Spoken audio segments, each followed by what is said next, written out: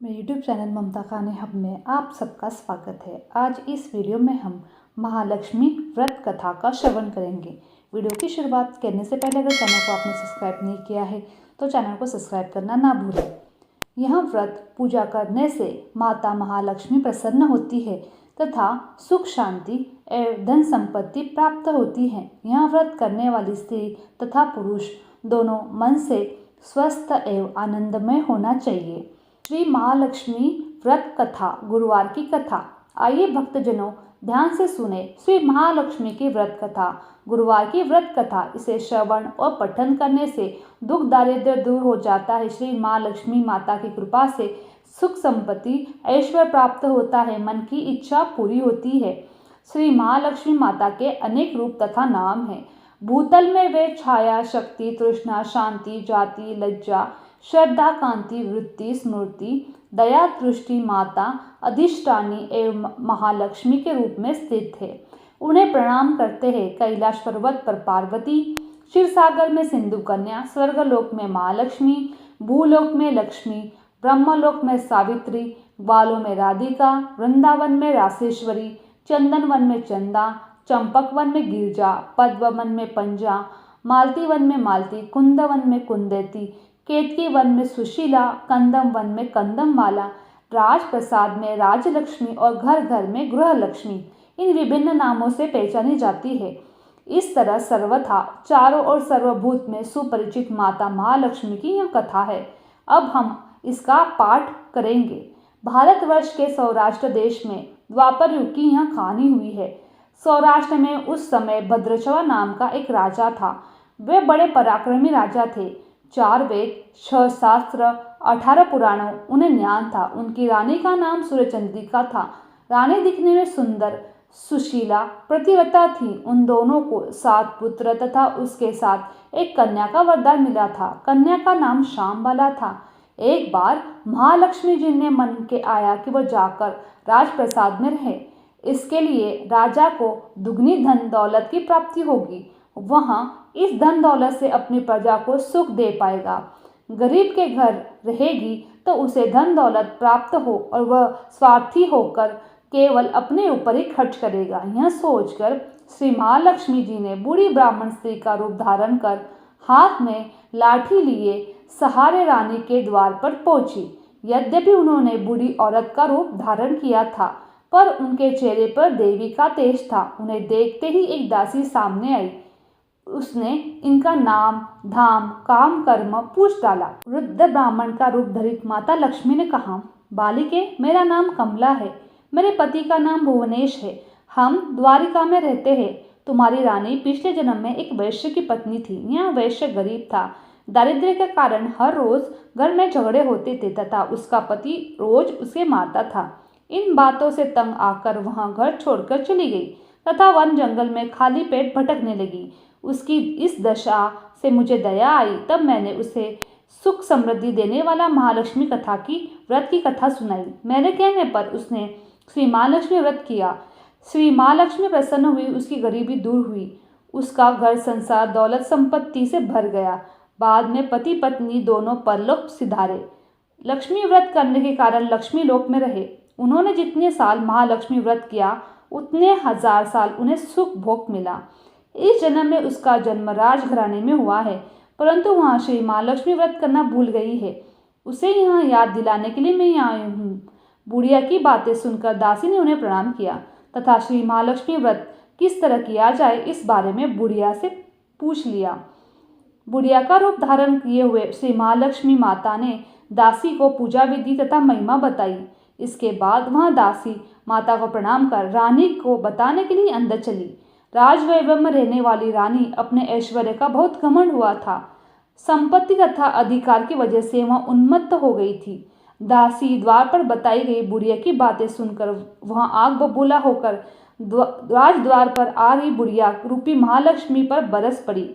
उसे मालूम नहीं था कि श्री महालक्ष्मी माता बुढ़िया का रूप धारण कर उसके द्वार पे आई है, परंतु रानी का इस कदर रुख बर्ताव तथा अपना अपमान देखकर माता ने वहां ठहरना ठीक नहीं समझा।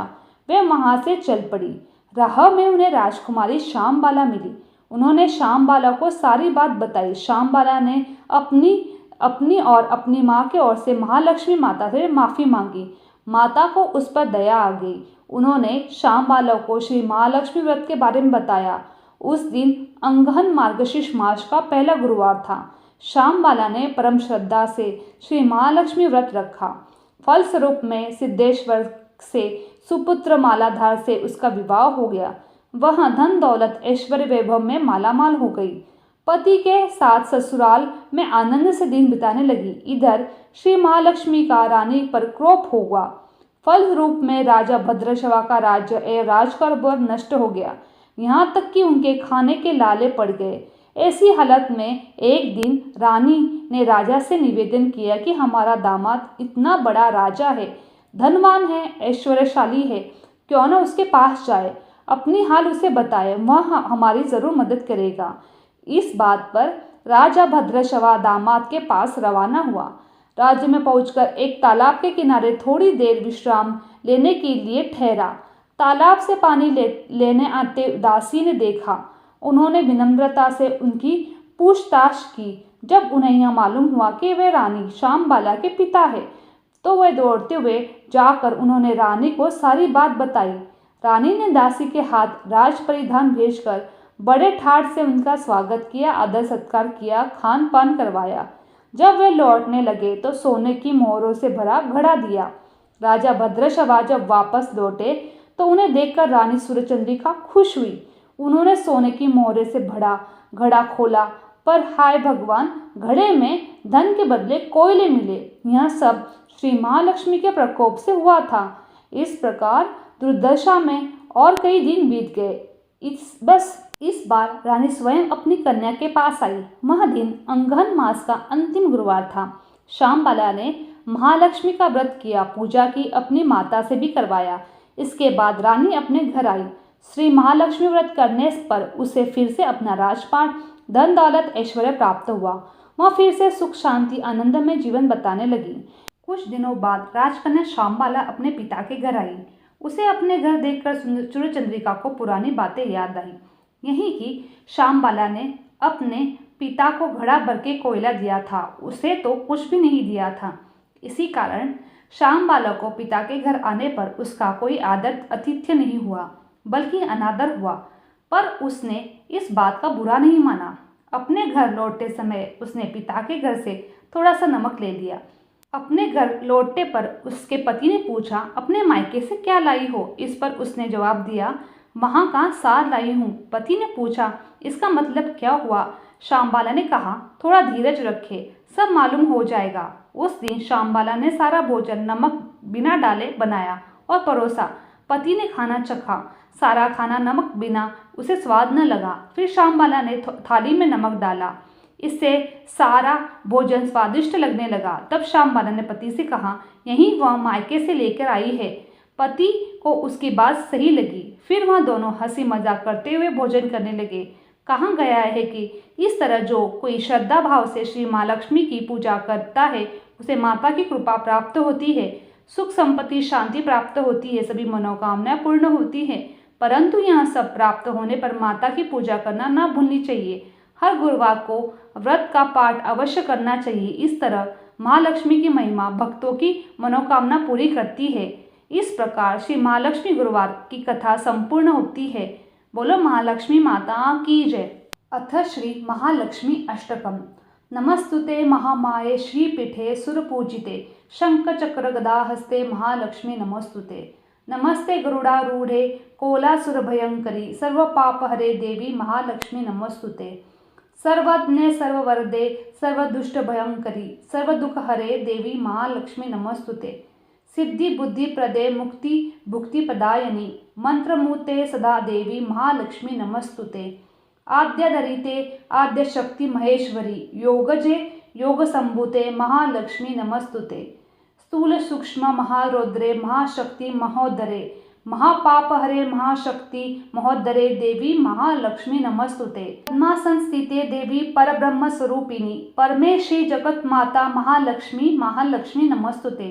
श्वेतांबरधरे ते देवी नानालंकार भूषिते जगत्स्थिते जगन्माते महालक्ष्मी महालक्ष्मी नमस्तुते। महालक्ष्मी अष्टकम स्तोत्र यह पठे भक्ति मात्रम सर्वसिद्ध प्रवोति राज्य प्रपोति सर्वदा। एका काले पठन नित्यम महापाप विनाशिनम, द्विकाले यह पठे नित्यम धन धान्य संभवति, त्रिकाले यह पठे नित्यम महाशत्रु विनाशकम। महालक्ष्मी भव नित्यम प्रसन्नता वरदा शुभम इति महालक्ष्मी स्तोत्रम संपन्न।